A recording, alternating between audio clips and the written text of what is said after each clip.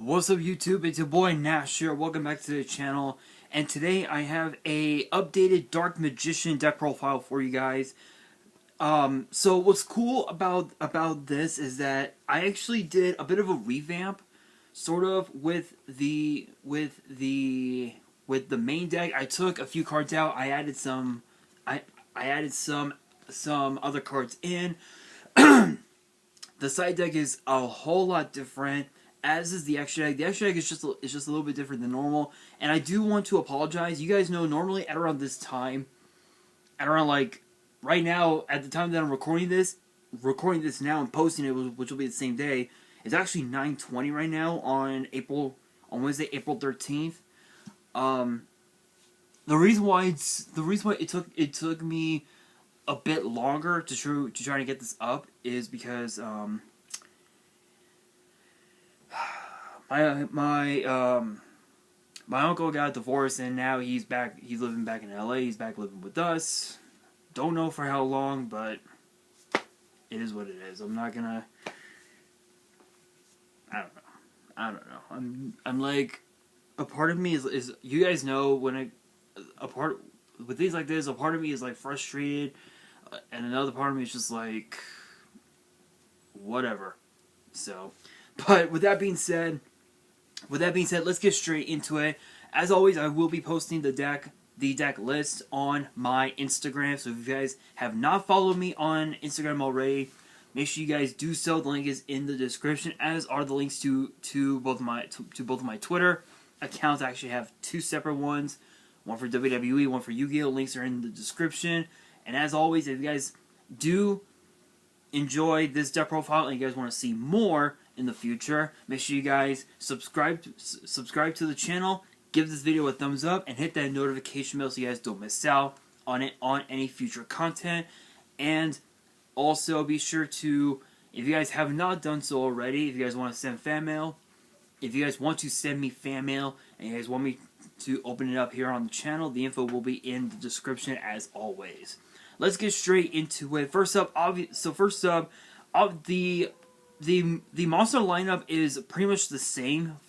Pretty much the same. We've got the triple Dark Magician, and then of course the one Red Eyes Black Dragon. The triple Dark Magician. If you're not playing this card, you're not running. If you're not running 3 copies of Dark Magician, you're not playing Dark Magician. That's just how it is. Plain and simple. The Red Eyes Black Dragon is mainly in this deck for 2 different reasons. One is because I had.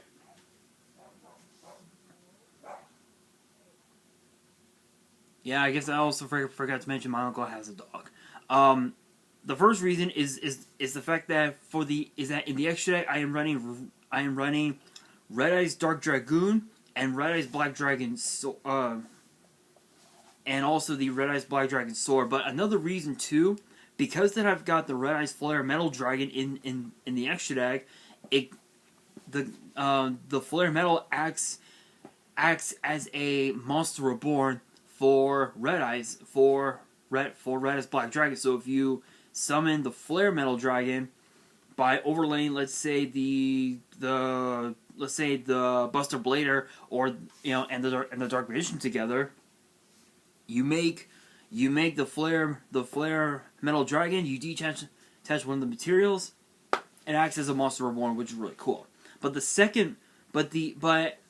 other reason too is because I am also running a few. I'm actually running 1, 2, 3, 4, 5 rank 7 exceeds, and one of them being the Metal Dragon, which is pretty cool. And then of course the Buster Blader. It's only in here to summon out Dark Paladin if you're able to make it. But other than that, it can just pretty much be a brick depending on how you see it. Next up, we got the 2 copies of Chronicle Magician. Originally, I was planning on running the new Chronicle Sorceress card, which is one of the new cards that I talked about on the channel. But the problem is that it acts as a Foolish Burial. That's all it does. It does nothing. It does nothing to the deck. All it does is just acts as a Foolish Burial for Red Eyes or Dark, not Red Eyes, for Blue Eyes or Dark Magician. Depending on where you on what your build is. So I wouldn't really, honestly, I really don't recommend playing this card. If you want to play it, that's fine. That's totally up to you. Me personally, I would not play it because of a few things. Number one is the fact that its attack and defense are 1250. Both its attack and defense are 1250, and it's just gonna get easily destroyed. Plus, even if you use its Fool's Burial effect, it's just gonna get outed. So there's really no point in running it. All it does is just makes the deck a lot. It just makes the deck a lot more brickier, if you will.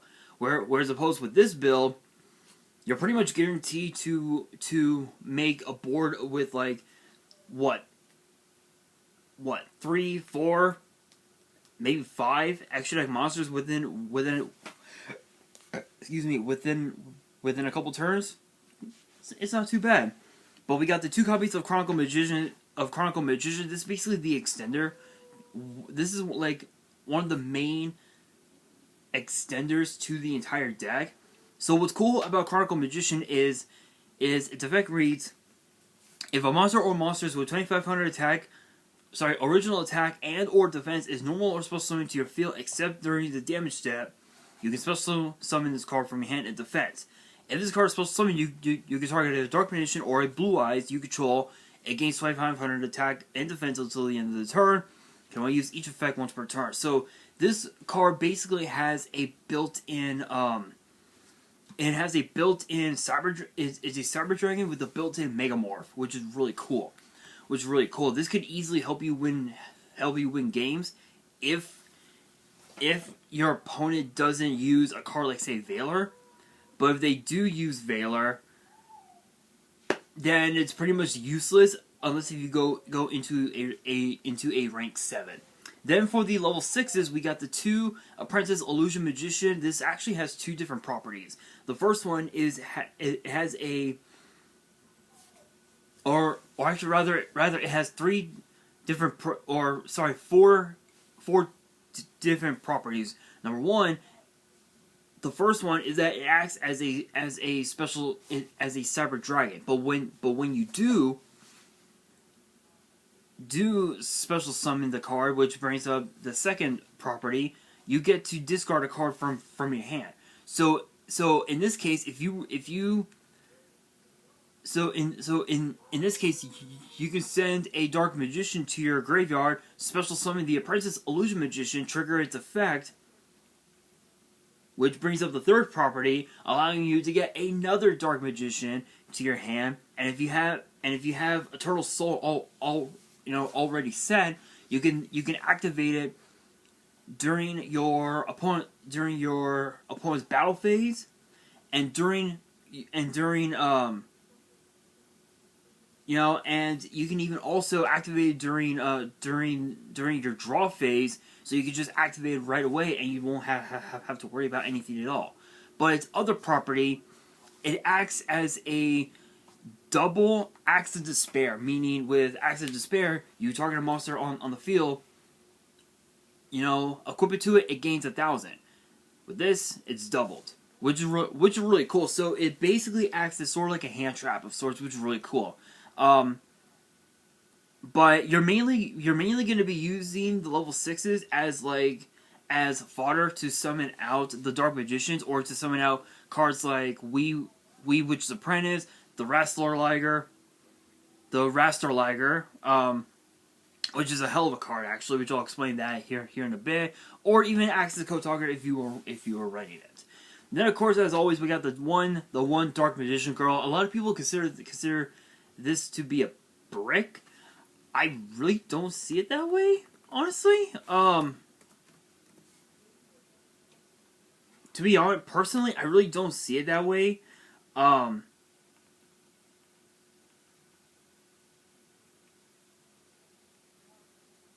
the reason why is because Dark Magician Girl is basically one of the biggest bread and butters of the entire deck. Because if Because if the Dark Magicians were to be destroyed, whether it was by battle or card effect, you can summon Dark Magician and Dark Magician Girl from the hand deck or graveyard, which would allow you to go into the Wee Witch Apprentice, the Raster Liger, pretty much, or even also your Dark Magician Girl, the Dragon Knight, which is the main reason why I've got DMG on on this list.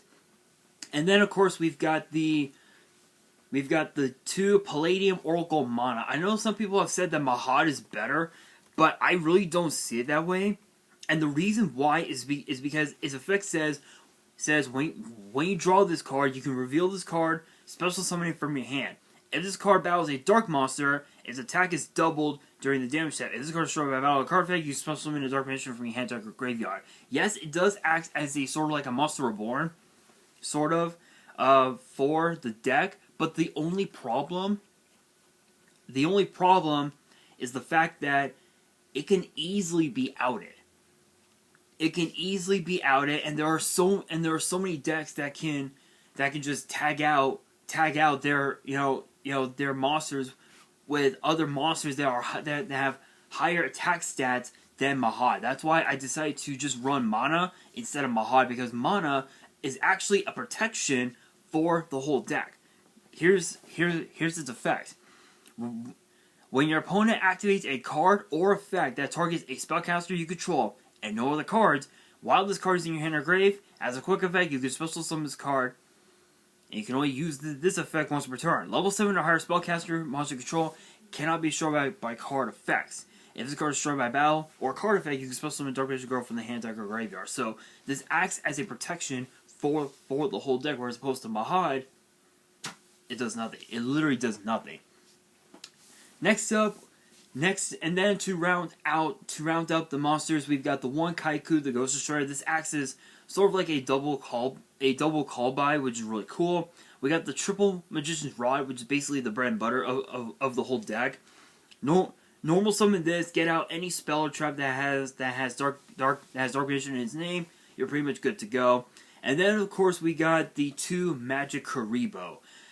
You guys are wondering, where's the Magician's Souls? Unfortunately, I am not running Magician's Souls because I realize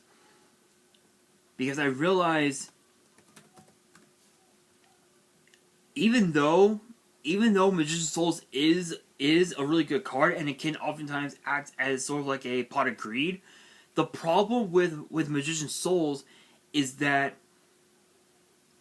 its effect doesn't activate. Ow. Is that it doesn't activate during the battle phase, whereas opposed to Magic Karibo, it does activate during the battle phase, so your opponent won't have much of an out to it than they would with the Magician's Souls. So Magic Karibo is actually really cool because its effect reads during the main or battle phase, so you can activate during either time. If you took damage by battle or an opponent's card effect this turn, as a quick effect, you can send this card from your hand to the grave, special summon a Dark Magician or Dark Magician Girl from your deck or graveyard. If a faceless spellcaster you control is destroyed by battle or opponent's card effect, you can add this card from the grave to the hand. So this is basically a sort of like an infinite loop where if you take damage, you send this card to the grave, you summon a spellcaster from your hand, from your deck or grave, and if that monster were to be destroyed, Magic Karibo comes back to the hand. It can basically replace each other with one another, if that makes sense, which is really cool. Moving on into the spells. For the fusion spells, we actually have a total of 7. We've got the one Red Eyes Fusion, obviously for the Red Eyes Dark Dragoon. We got the one Ayatamias for Dark Magician, the Dragon Knight, or Dark Magician Girl, the Dragon Knight. We got the Fang of Critias for the Destruction Dragon, which acts as sort of like a second Red Eyes Dark Dragoon of sorts. And then, of course, the Claw of Heramos for the Red Eyes Sword. And then triple Secrets of Dark Magic for the rest of the fusions that are in the extra deck. We got the Monster Reborn, because it's Monster Reborn. Triple Soul Survey. This card is just an absolute house. Basically, you can manipulate your deck to where you're able to just combo off and be able to win games easily. Then, of course, the two cards that I have mentioned, I am running 2 copies of Magician's Left and 2 copies of Magician's Right Hand. Left Hand is really cool because this card focuses on the traps. Right Hand focuses on the spells. Left Hand and they're both continuous spells. Funny enough, Left Hand reads: negate the effect of your opponent's first trap card or effect that resolves each turn while you control a spellcaster monster. And if you do, destroy that card. So this is basically a royal decree, but in spell form, and you can only target and you can only negate the first one, which is not too great, but it's still pretty good if your opponent were to out one of your monsters with an imperm.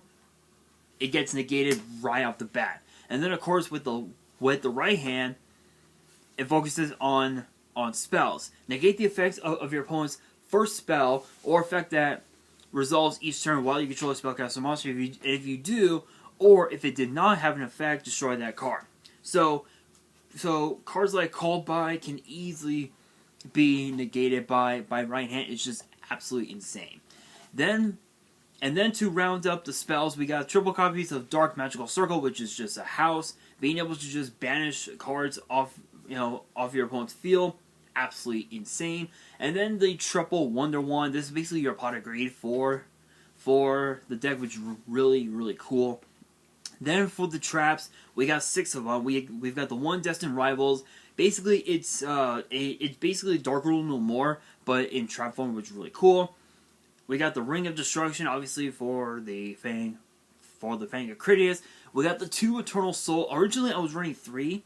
I decided to cut. I ended up cutting it to 2 because I realized 2 is just so much better, and oftentimes running 3 copies of Soul can oftentimes be a brick because you may or may not have dark magicians. Have your 3 Dark Magician copies in your graveyards. They may end up getting banished because of a Called By.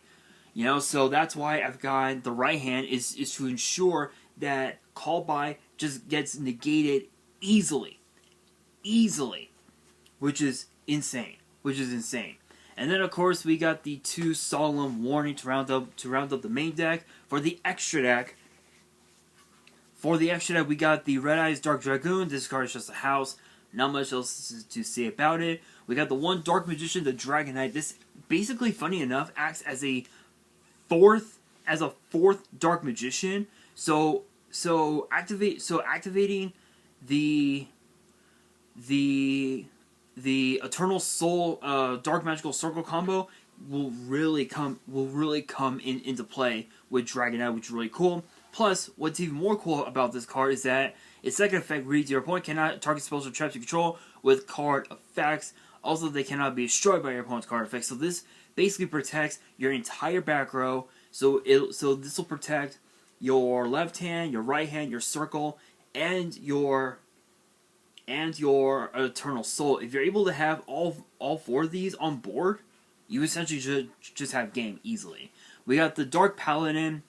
Not much else to say about Dark Paladin. We got the 1 Dark Magician. This basically acts as sort of like a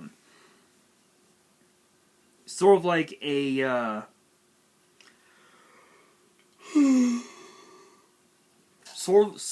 +1, which is really cool. Although I think it would have been a lot more broken if it was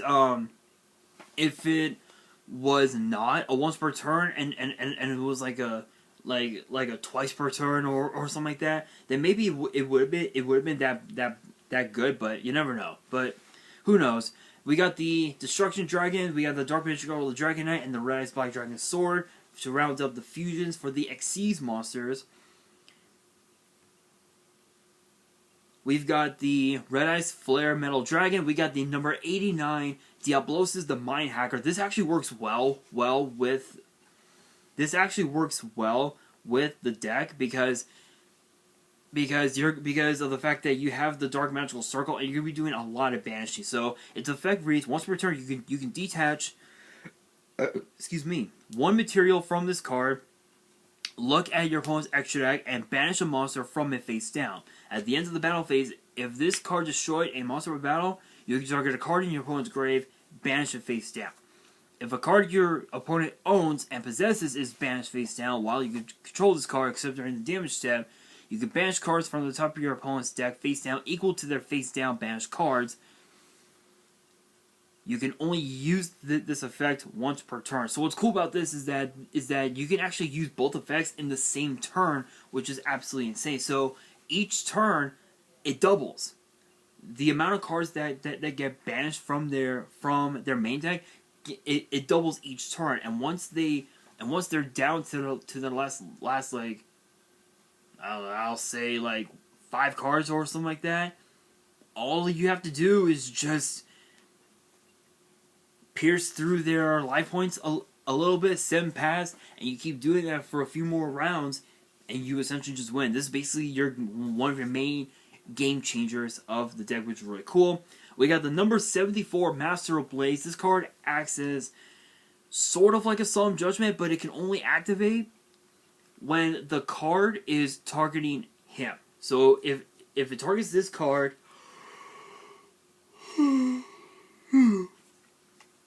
then it basically becomes a Solemn Judgment, which is pretty crazy. We got the number 11 Big Eye, which is an excellent card. It's basically a Snatch Steal. Not much else to say about that. And then of course we got the Ebon Illusion Magician. This acts as a way to